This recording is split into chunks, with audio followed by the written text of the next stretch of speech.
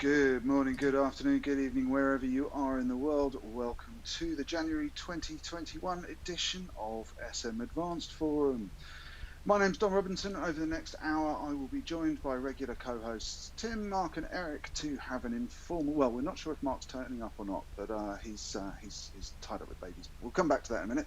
Tim, Mark and Eric to have an informal chat with a reasonably expert eye across some of the latest developments in and around the business and technology of streaming.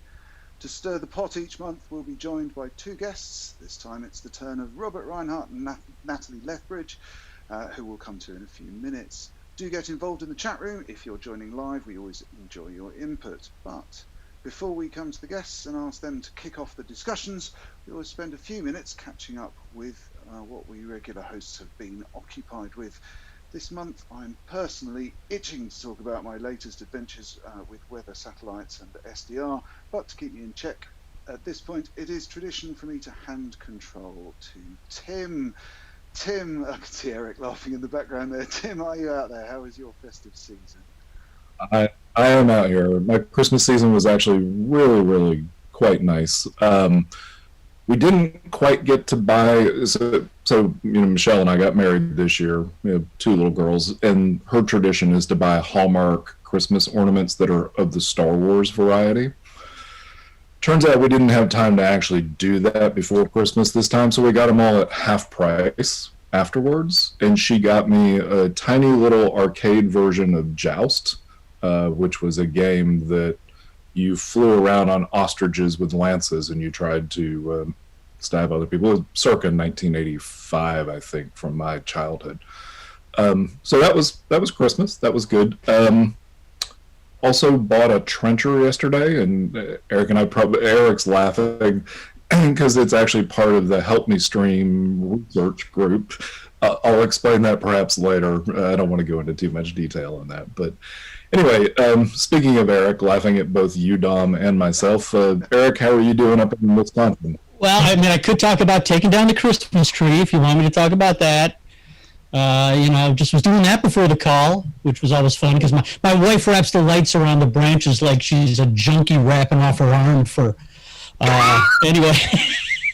But no.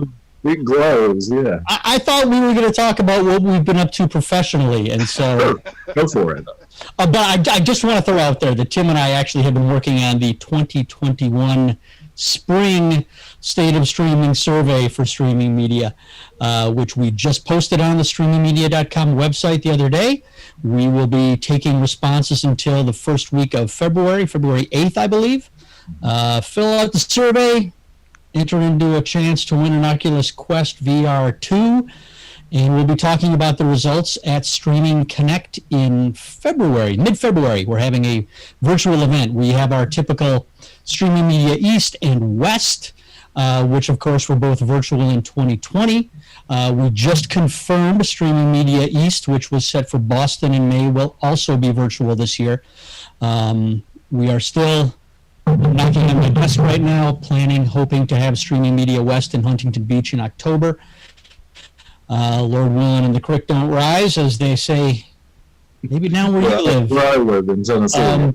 But we will be having a virtual Streaming Media Connect in February. In fact, Robert Reinhardt will be presenting several workshops there. And maybe with that, I can pass it over to Robert and we can introduce him. Like letting off one of the sound effects buttons at that.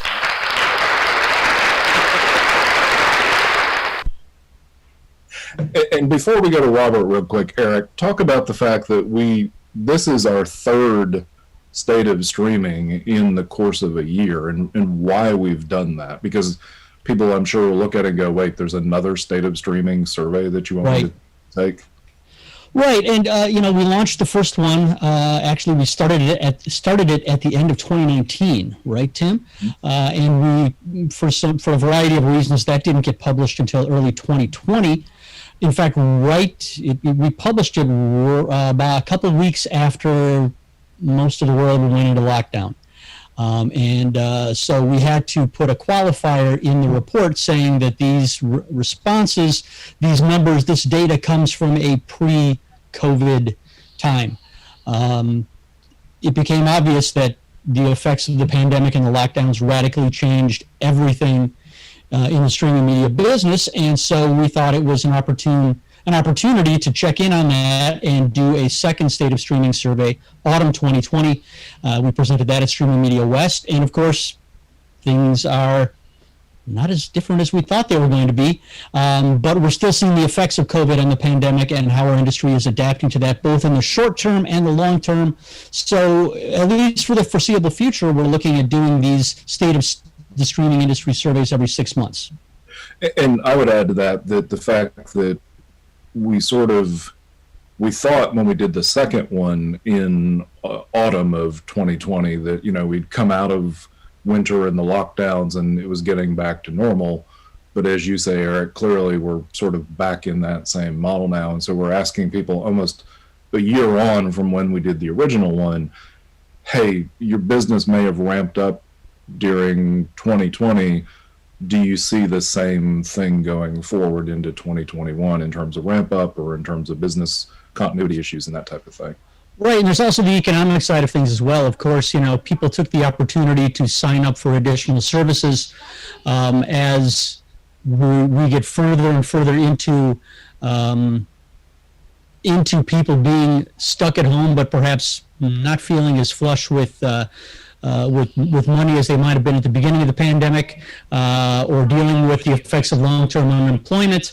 Are we going to see a drop in subscriptions? Are we going to see a drop in the number of services subscribed to? And I had to laugh, Tim, you mentioned Star Wars earlier, and I need to apologize for my son playing with his new lightsaber in the background. Isaac, please shut my door. Yeah, I made the mistake before Michelle and I got married of buying lightsabers for the girls.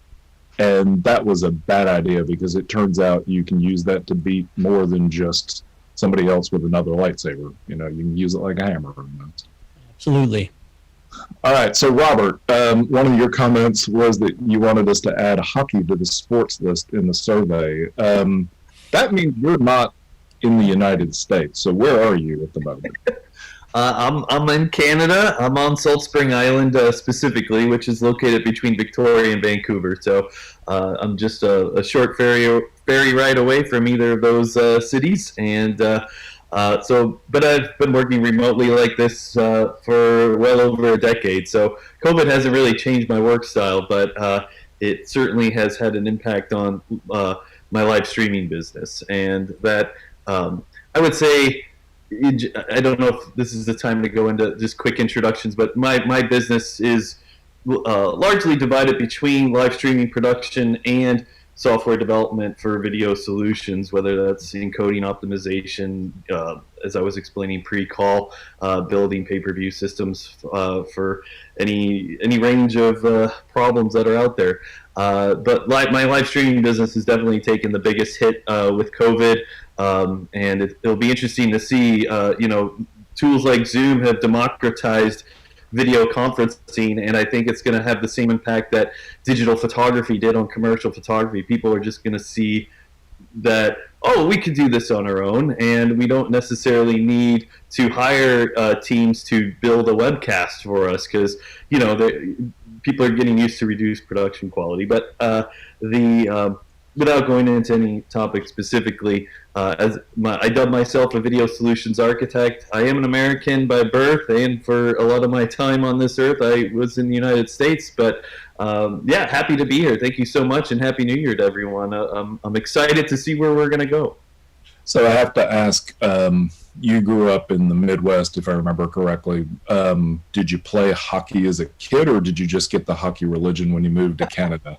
It's funny you mentioned that. I grew up like, I would say, most kids in the United States that I occasionally went ice skating, but I certainly didn't play hockey. I mean, where I grew up, hockey was almost the same as like my daughter doing equestrian. It was very specific. Like you had to have the parents and resources to want to take you to the ice rink. It's something that Canadians just sort of grow up with. So it's very much a part of their daily life. I actually only really learned how to skate in my first year of university in Toronto. There were public ice rinks, and all my friends in Toronto, which were all Canadian, were like, "You don't know how to skate well? Well, we're going to change that." And so, I really, it's like my wife only got a license to drive in California. Like, she learned how to drive in LA when she was 26. Like, that's a great place to learn how to drive, Well, it's funny because I grew up on the Canadian border in New York, and when I was 3 years old, I desperately wanted Bauer skates for Christmas. That's what I wanted. And I got them, and then we moved south, and I got introduced to this thing called roller skating, in which I constantly fall on my posterior because it's completely opposite of the way that you ice skate. I've So now got a picture of you leg warmers, Tim. yeah, doing the flash dance thing. So, anyway, all right. So thank you, Robert. Now we're going to jump back across the pond to just about an hour north of Dom. Nathalie, tell us a little bit about yourself. You're located in London, if I remember correctly. Yeah, I'm in London in the midst of its, at the beginning of its third lockdown. I have a background in both TV and streaming. I've been in streaming for about 12 years. All the way back from the early days, and my area of focus across the globe is really on content monetization, and obviously streaming, and what's happening in that world. So things have been up and down in the last year with the COVID. Obviously, for some people it's been really tough. For others, and including those who are planning launches, who are a bit concerned about launching under the new circumstances. I've also seen in my industry a lot of the big players launching major services. So it's been a kind of a wild ride this year, as you say. It's like you can't take anything for granted. Definitely. And we'll come back to that topic here in just a minute, because that's a topic that I think is of interest to everybody on the call. Yeah. So, Robert, I want to come back to you real quick. You were known as the Flash Doctor for a period of time, and that had nothing to do with the Nutcracker version in Boston. So Flash is officially dead, not just mostly dead like in The Princess Bride, but really dead. And we're not going to go through its pockets and look for spare change, like Billy Crystal said we should do in The Princess Bride. But what do we do with Flash now that it's dead, but a bunch of us are still constantly getting requests for updates, to update Flash Player on our devices? Well, unless you're, in technology like I am, and you need to debug something, you should certainly uninstall Flash on every machine that you have. I mean, there's no reason to keep it on there anymore. Browsers won't allow it. Increasingly, it's not even an option to enable it, so it's just best to get rid of it. I cautioned in a brief LinkedIn post that make sure you're going to official Adobe instructions, because I imagine, especially if you're one who's prone to, get your content elsewhere, you want to be careful of fake uninstallers, because they'll likely install something really horrible on your machine. In fact, while we started this call, I got a reminder from the Flash Player installer to uninstall. So it was pretty funny. It popped right up over the Zoom.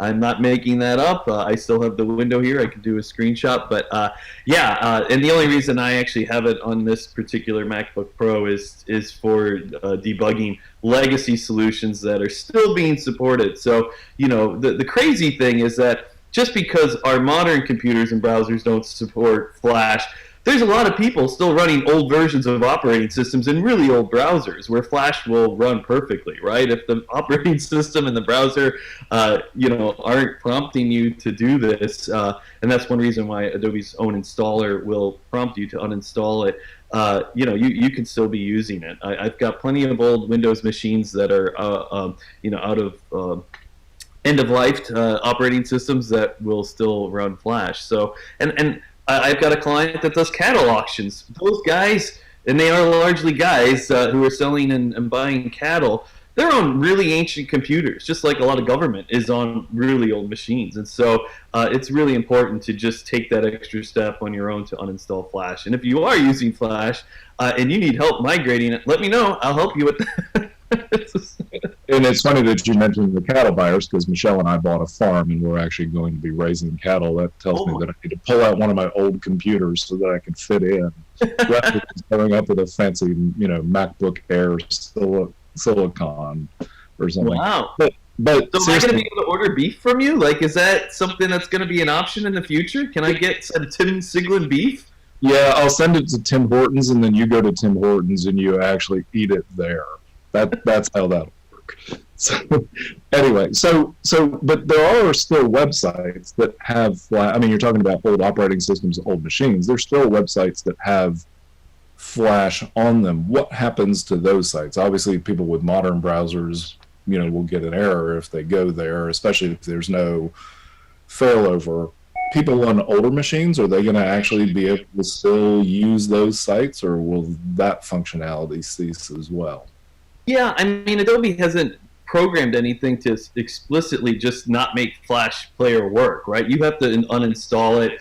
I mean, the thing that's officially happening now is that Adobe's just not going to release updates, right? So there's, and they were releasing updates still on a pretty regular basis. I don't know how many they released in 2021, but several, and they're largely to address security vulnerabilities. So if people are hacking the player code, or hacking an attempt to use the player to hijack your machine, then they'll exploit it.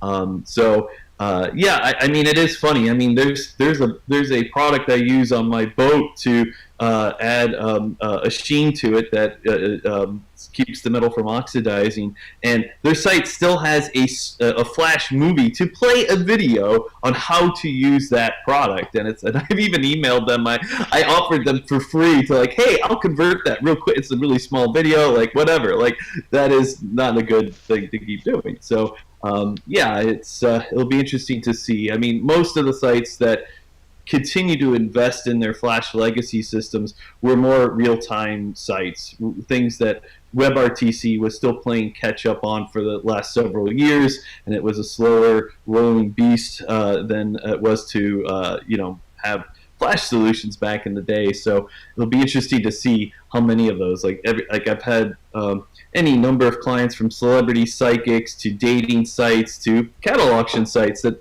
they put a significant amount of money into a Flash infrastructure and they made their money back, but they don't want to just sink another set of coin into building a replacement for it. So, and that's why most of them have stalled so long. They just didn't want to pump the money into it, and it couldn't have happened at a worse time with COVID, and budgets are tighter, obviously. Sure. So Dom, you've mentioned WebRTC a few times there. I was going to segue to you to talk about this very thing, so please go on. Okay, so you've mentioned WebRTC a few times there, and we on my side of the coin, we've had a lot of professional involvement with helping CDNs scale WebRTC and so on. But I'm interested to hear what your thoughts are and what you guys have been up to. Yeah, to date, I haven't had to build my own scaling WebRTC infrastructure of server technology, even on the cloud. These days, as a video solutions architect, unless a client comes to me and wants to own their own WebRTC infrastructure, which I've had one ambitious client over the last 2 years who I've been involved with building out a rather large-scale WebRTC infrastructure, but they didn't build it from scratch. They're using other, licensed software, but it's running, completely within their own private cloud. And so it is one of the biggest problems with WebRTC is scaling it, because you can't use traditional HTTP caching infrastructure for that, right? It's just like RTMP. So for me, I see history repeating on several levels. We all remember when RTMP first came out, and I worked on projects when I was at Schematic, an interactive agency in LA, where we did projects with Disney, NBC, ABC, all the big broadcasters, and inevitably there was someone who didn't have the port 1935 open to play RTMP streams, because that was the default port.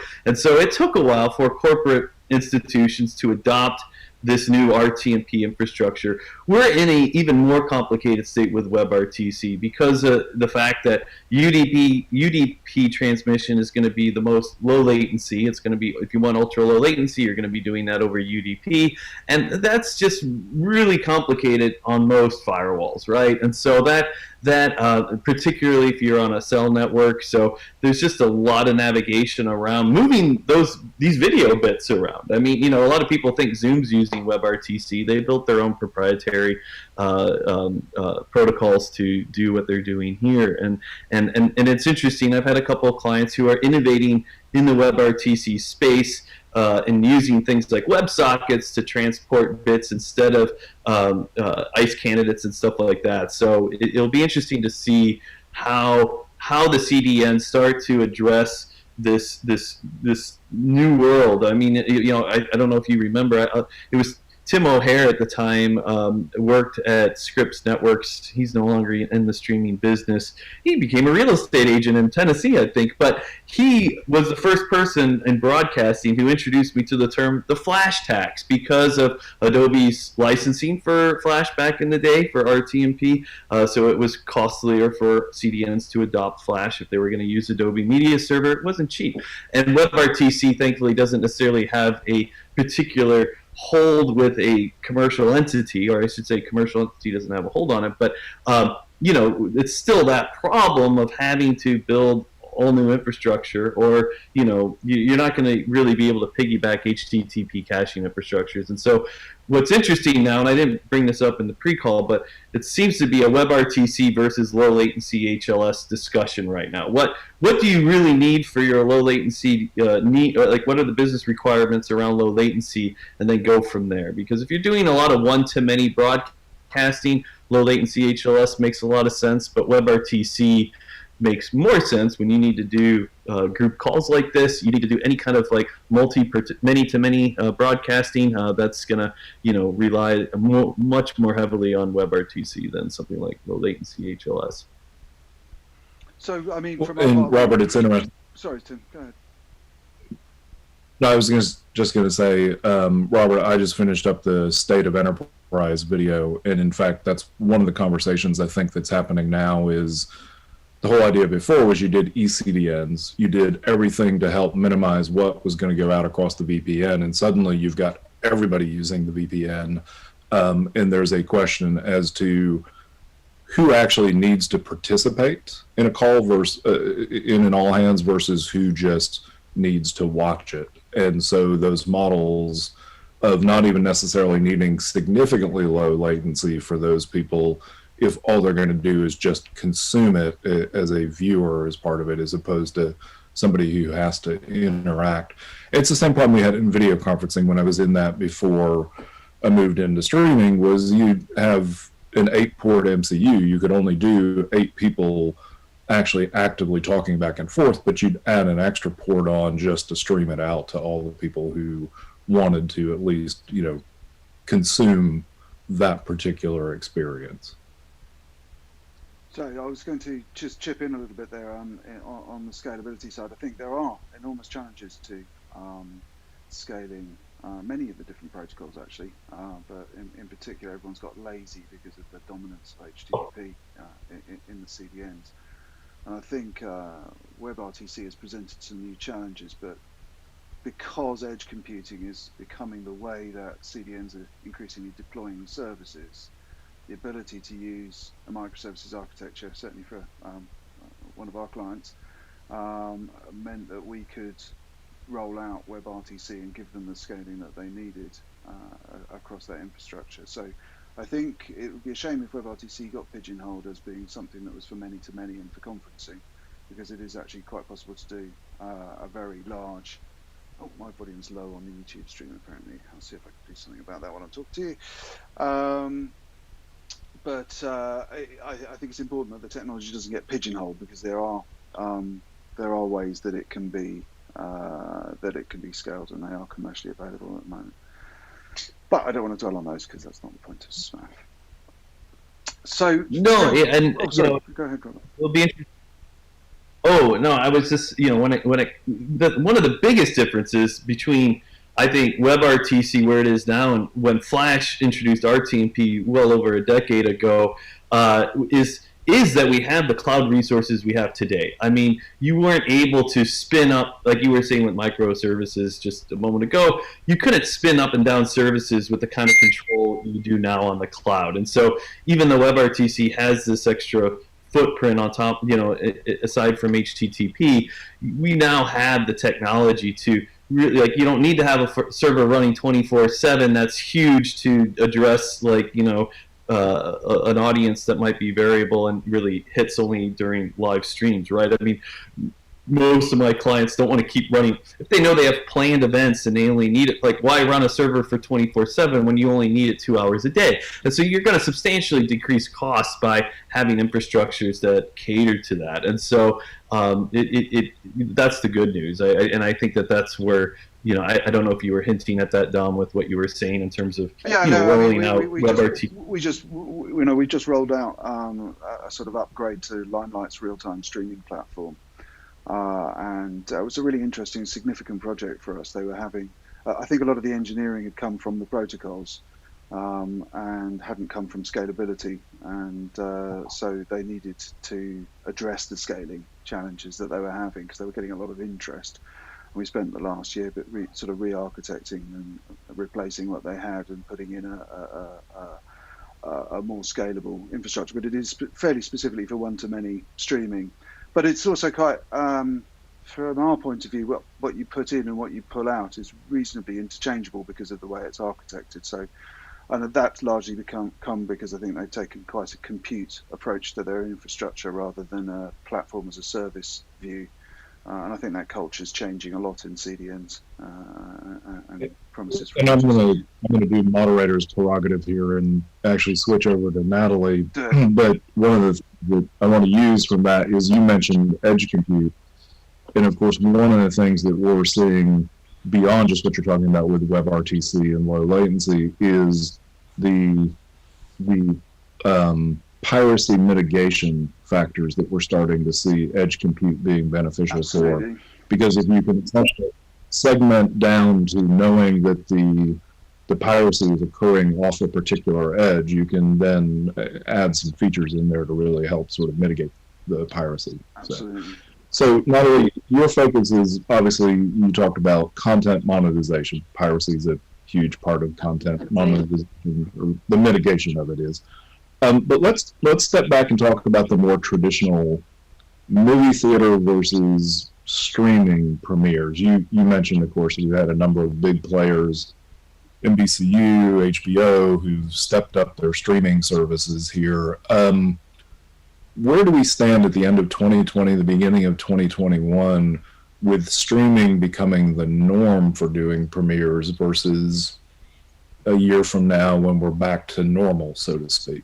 Yeah, it's a really big challenge because, as you know, the industry's always had a very rigid windowing system for its content that to some extent protected that theatrical window as the first ultimate experience. So from a business perspective, studios invested massive amounts of marketing on awareness for getting people into theatrical experience in the bricks and mortars of a theater. And of course, streaming has completely blown that out. And we've seen a collapse of that window because we started with Trolls 2 and others, where NBCU collapsed the window. So it was day and date. They went straight to streaming. And then, of course, we've seen HBO Max now saying its major releases for next year are going to be day and date with the streaming HBO Max in the US.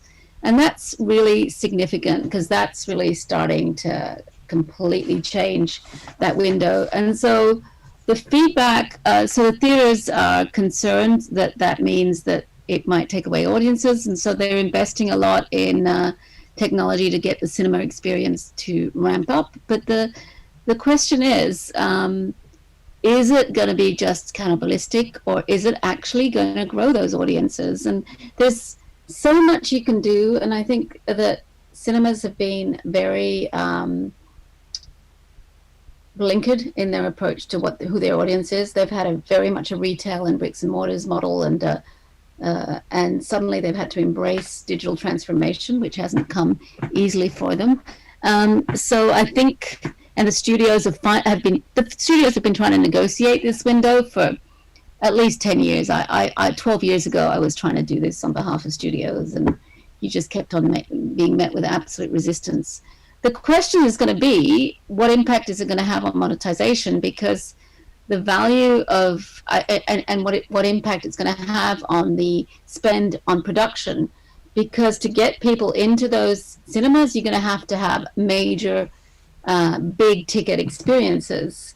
So I think the learnings we have is that I think that cinemas are going to have to really partner much more strongly with studios and create and really focus much more strongly on the experiential aspect of what they have. On the other hand, studios have the ability to grow smaller films or indie films across bigger audiences by building up and ramping up the streaming presence and the marketing of those titles on the streaming services. If you look at the numbers for the streaming services, they're out of the box. So Disney is also got a very active strategy of streaming, of releasing first window on streaming to enhance the audience of Disney Plus. And I think we're going to have a lot of big ticket items, very experiential kind of box office type things going into movie theaters. But I think we're going to see probably more funding of indie and movies into direct to streaming. Well, and it's interesting. There are a number of things you said that I want to come back and touch on, but one of the things you're talking about with day and date, Eric and I had a conversation the other day about the Pixar movie Soul. And in fact, I watched the little documentary on how they were able to accomplish doing production during the pandemic. In an article I wrote this morning for him, I actually referenced back to that because it was really quite clever. That model, when Soul came out, because they had already done Mulan and they had required an upcharge in Mulan, when I first saw Soul pop up, I thought, well, I'm going to have to wait 6 or 7 weeks to watch it because that's what I had to do with Mulan. I wasn't going to pay the $30 to watch it. Eric, I know you watched Soul. Did you pay the money up front to watch Mulan, or did you all wait that sort of windowed period of time? We all waited, although that may have been more a function of the fact that nobody in the house except me and my wife really wanted her to watch Mulan. And in fact, early on in the, during the pandemic, we did pay for a couple of the VOD premieres of movies like Onward and Trolls World Tour. And our thinking was, hey, for $30 or even $20 to rent, it's still cheaper than a night out at the theater would be. Yep, that's the response that people have had. But in fact, they got the price sensitivity was less in the US than in Europe. People were much more price sensitive in Europe about the Trolls World Tour pricing. God pricing generally, people think it's a little high, but apparently in the US, it didn't show a lot of sensitivity. I mean, I think Hamilton honestly had more of an impact on Disney's subscriptions, and of course it was included with it, than Mulan did. I don't. Has Disney broken the numbers out yet to say here's what we made on Mulan on the premiere? I haven't seen numbers. I mean, the challenge with streaming is that you don't get numbers as easily as you do with box office. The system hasn't been kind of put in place yet, but we know that's a good point. We should be getting numbers from streamers, and we should be able to get transparent data on these sorts of things. Absolutely. Because how are they going to...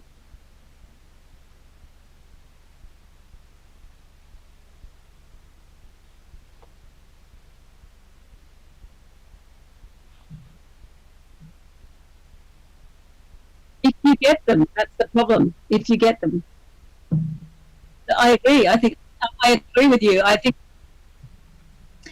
they're not released very easily. You won't see Netflix or Disney or the major streamers. And Dom, to Nathalie's point, I think what it is because we've got large companies like Apple, we have large companies like Disney, have multiple business units.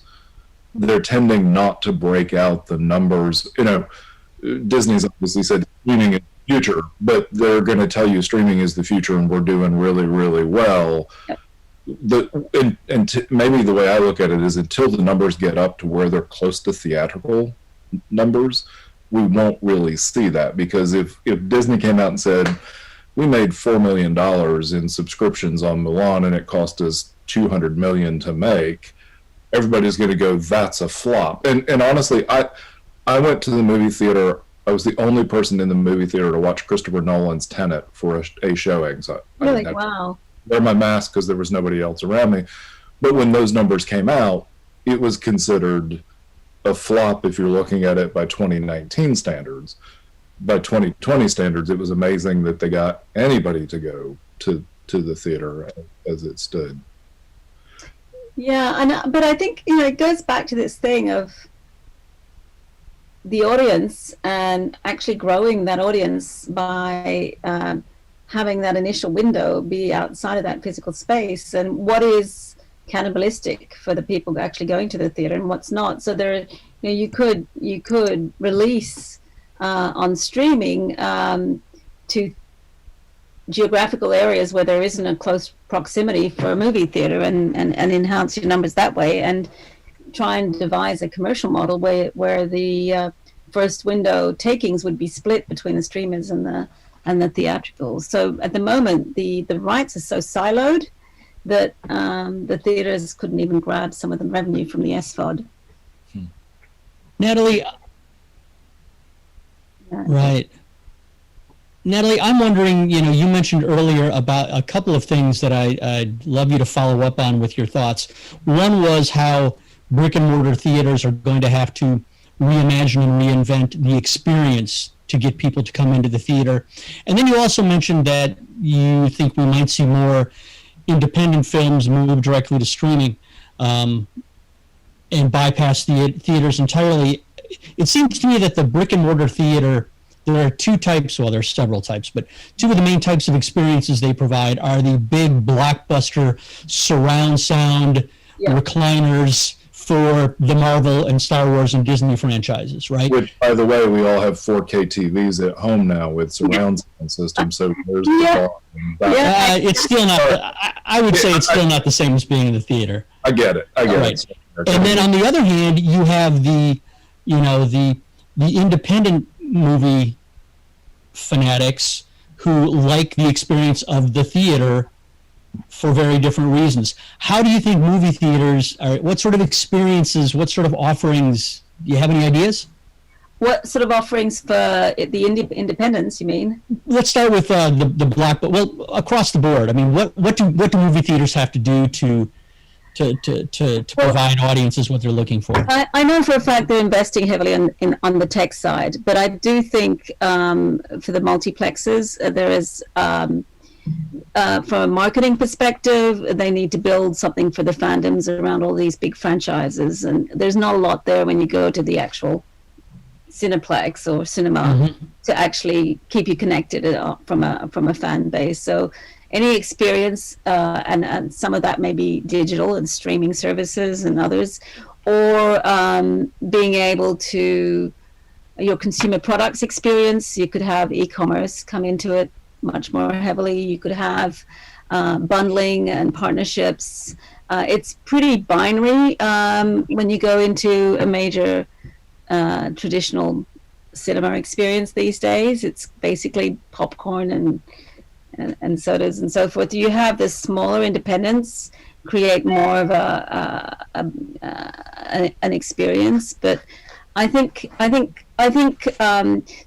that's one thing. I think for the major franchises, really thinking about other business models they could bring into it, other experiences, using technology to create much more engagement and interactivity with the experience. There's a lot that can be done there, and paying attention to the fans and really trying to connect and communicate with them outside of just that big explosive experience of when you're in the cinema. At the moment, you walk into a cinema, they have some cursory stuff online on Facebook or whatever, but there's no real sense of building the community and having it as a community place where you have an enhanced experience that you can't have from home, which is why they've been so threatened by this situation, because it's not as good, but it's good enough. Mm-hmm. You know, and so you start to talk about the cost as the differentiating factor, and that's not good. You need to have the experience be the differentiating factor, or people are just going to start to put you on their dispensable list. Right. And if we're talking about I think if we're talking about the blockbusters and the franchises, you know, over the last decade, there have arisen versions of Comic-Con in every major city and a lot of minor cities. Madison, Wisconsin, a city that I'm close to, population 200-some thousand. I'm very powerful. Right, and so if there's a way to bridge that sort of in-person experience with actually seeing the films. Of course, creating events, creating things that are worth getting out of your house and coming in and being part of that community. You're absolutely right.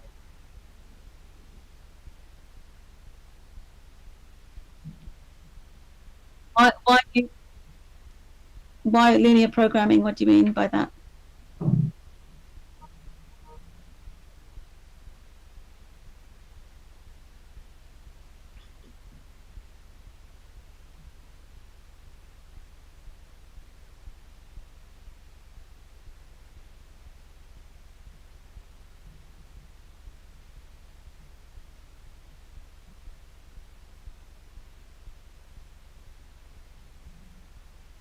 Ah, that's really interesting.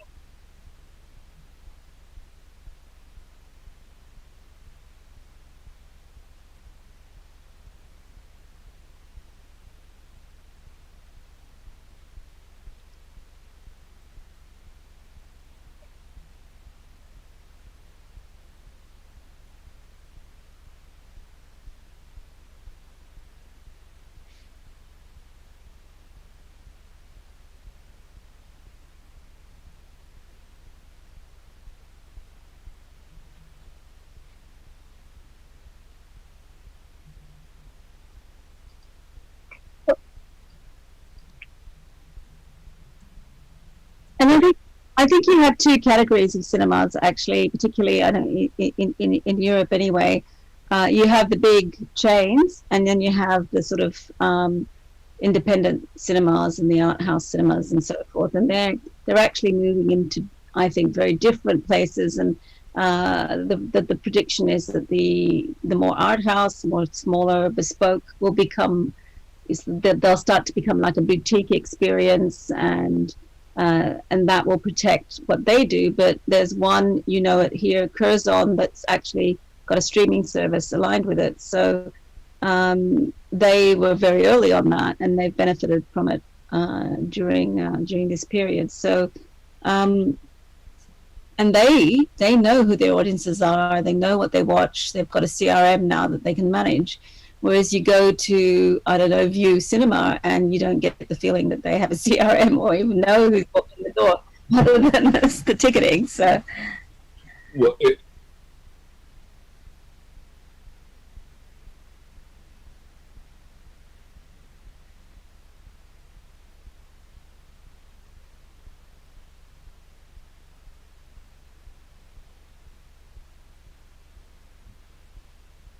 yeah, it's a community event. Yeah.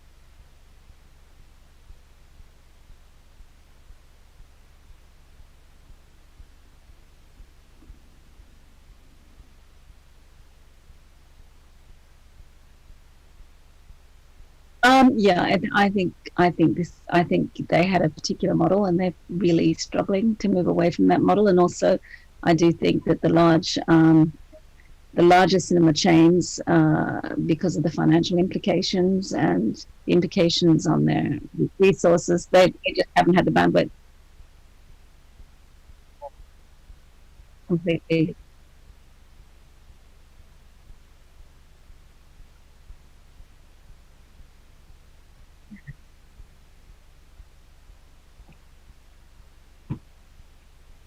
Well, and AMC yesterday announced, their CEO said that to survive 2021, even if they got stimulus money here in the States, he'd still need almost $500 million just to essentially pay the rents on the cinema locations. So it's to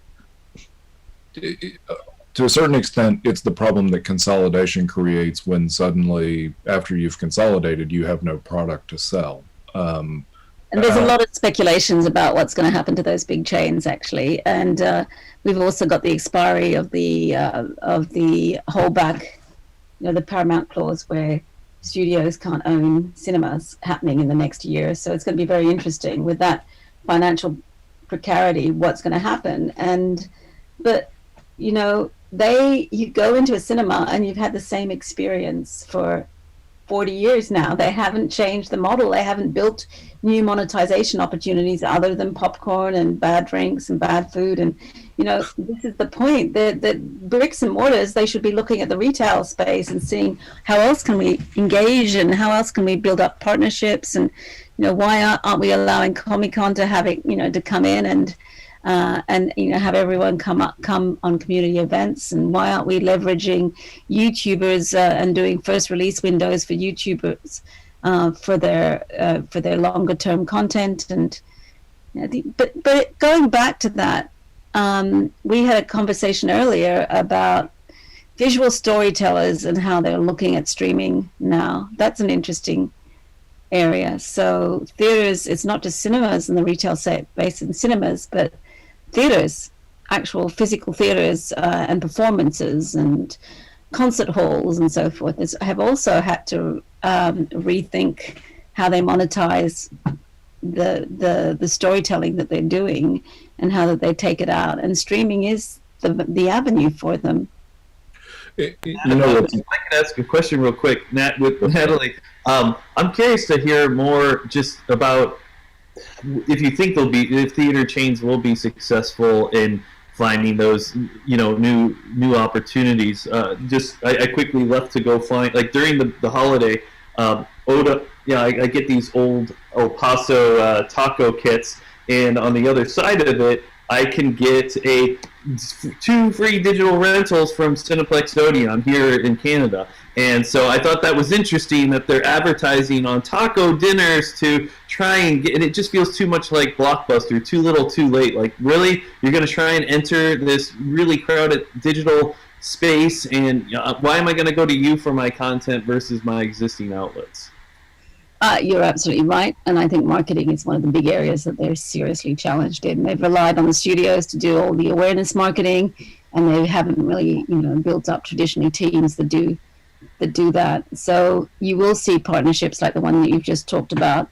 We're seeing it, in Europe as well, where they partner with food delivery things and go Friday night in and, and try and make it up that way. But to do that, you've actually got to be able to have, some of them don't even have a streaming service that they can deliver to, so they're suddenly using Facebook and YouTube. And go back to our earlier conversation, that's not good if you're looking at privacy issues, and they've got all of their DRM requirements that can't be met. So, they're not going to be allowed to release that way. So, yeah. One thing I wanted to also get your thoughts on, and you work way more closely with these distribution outlets than I ever would. But, last year I got my first, actually it was at the end of 2019, I got my first Oculus headset.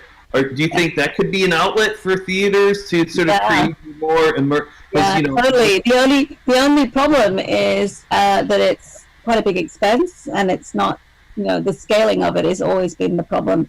But, absolutely, if you go into that experience, and, they've got, Oculus has the deal with Paramount that it's now had for about, 12, 14 months, where you can actually sit in a cinema, in a virtual cinema experience, and experience it as if, with your friends, as if you're all sitting in the same cinema. I mean, this is the sort of stuff that actually, if I am a theatrical distribution person, I would be saying, how can we restructure the business model, so we can get a share of this, and we can actually drive our audience and your audience and build new audiences as a result of that, that actually makes everybody more money in the end and protects us. Embrace those sorts of experiences.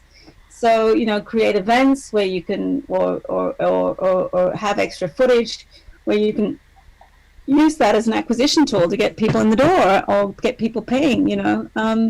I agree. I think that's exactly, I think, you know, VR is a complicated thing because of just, as you know, not everyone likes to have something around their head. And it's not, as I said, it's not cheap, but absolutely. Facebook is definitely investing a lot in Oculus because of that. And again, you know, you think about the Facebook community, you think about how you can create a big loop. And if you're in a cinema and, you know, it's the opportunity is amazing. So, Nathalie, More of that. just a quick clarification when you talk about the art house cinemas over in Europe. Here we sort of have two groups of independent cinemas. One group is the ones who do second runs. So we'd call them dollar theaters, you know, here in the States. You go pay $3 if you don't want to pay $15 in the main theater. You wait 4 weeks, you go watch it there.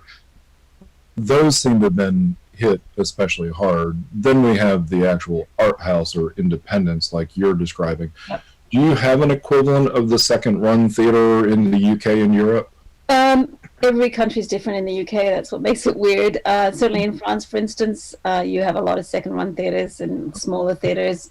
And in fact, really old movies where they run really old movies and things like that. There's a mix.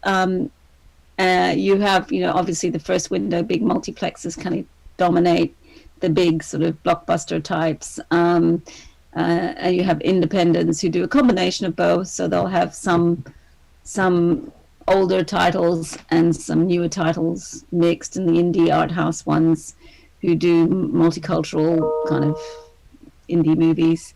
Yeah, you do. It's but you still have. But, you know, just like the US, the multiplexes, they take up a lot of retail space. They're often very heavily tied into retail footfall for major wholesale or sale for major sort of malls and things like that. And they're kind of tentpole presence for those malls. So they are seriously challenged right now. I mean, and the mums and the smaller ones are challenged because, as you pointed out, they've got all these overheads and they have to pay the rent, and they just don't have the bandwidth. A bit like the guys that Robert was talking about earlier, they don't have the bandwidth to invest in tech to be able to create their streaming services, to be able to then use their rights, and the rights are different. They don't have those rights. So you know, this probably needs a reinvention of, or recalibrating of the windowing and the share of revenue throughout each windowing. But it really is dependent on them understanding their audiences and knowing what's going to be productive for them and how they can build revenue in the future. One thing I found interesting here in the States, just as a final thought on this, is the dollar theaters or the indies tend to be in older theaters that had an actual theater stage as well as the screen, where of course multiplexes, if you tried to poke beyond that screen, it's just the back wall. Yeah. So a number of the indies in the States have started off, and this was even before COVID, but through that period of time, they're offering houses of worship to come in and use, say, on Sunday mornings during downtimes. They're offering it for graduation or birthday parties where you come in and, you know, you have a place to do that, and then you also watch a movie together. Do you see something similar in terms of reuse in Europe at this point? Yes, I do. I think you need to pivot all your thinking about that and think about, you know, what can this deliver in terms of audiences, and does it have to be an audience in entertainment, you know?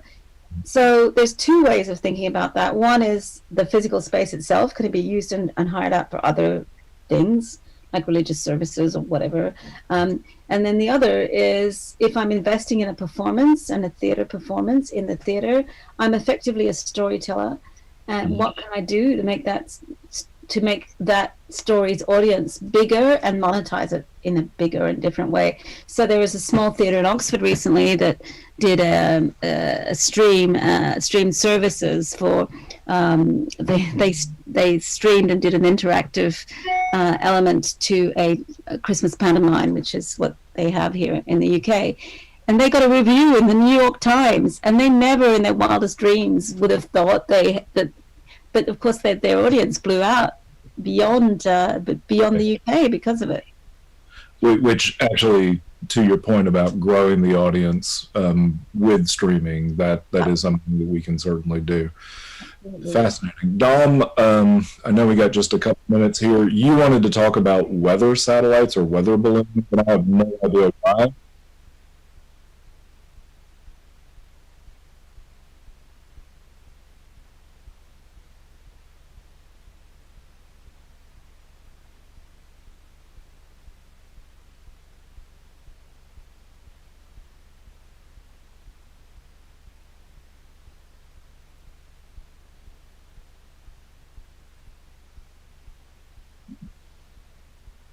There we go.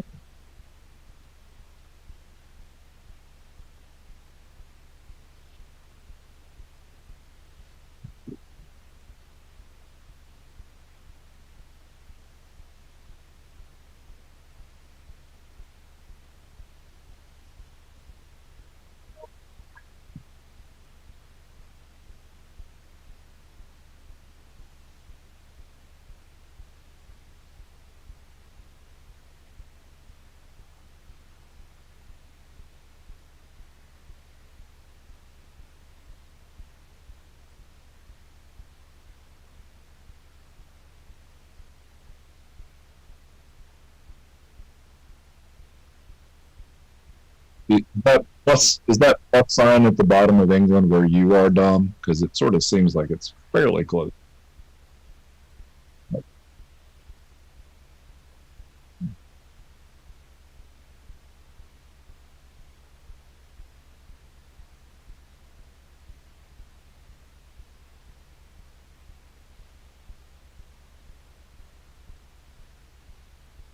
That doesn't speak to any of your concerns for some kind of post-apocalyptic future coming that you're going to be using over the air here to pick up stray signals.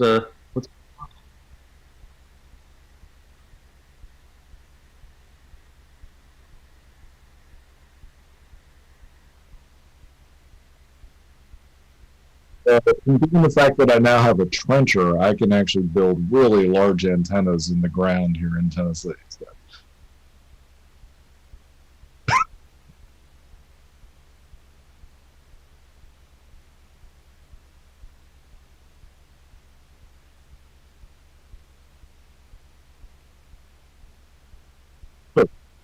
Yeah, so you and I were approached by somebody from Akamai who had actually read the Greening of Streaming article that we did back, in June. And he then pointed us toward Mike Matera, who's in sustainability at Akamai, who'd written a really interesting blog post about a region of Virginia that's about 200 miles from me, where they actually have gone fully renewable energy during the pandemic for their data center there. What was fascinating was they started this process 3 years ago, wanting to move toward fully renewable for that particular data center, had no idea they would get slammed with the amount of bandwidth and traffic that they needed to during the pandemic, but were still able to hold the line and build that solar farm out big enough to be able to cover 100% there in Northern Virginia. I thought that was fascinating because, Dom, you and I have talked about the fact that streaming will grow significantly, and the fallback will tend to be, if it grows significantly, you'll fall out of using renewable energy sources and back to fossil fuels. But kudos to Akamai for having to, go through that process.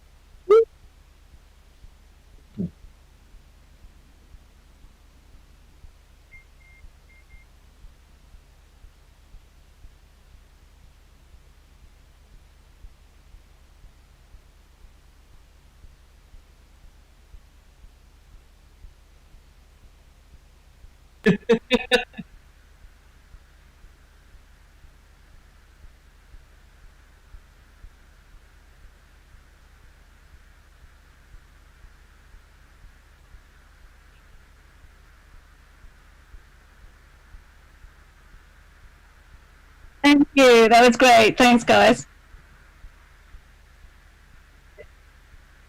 Thank you.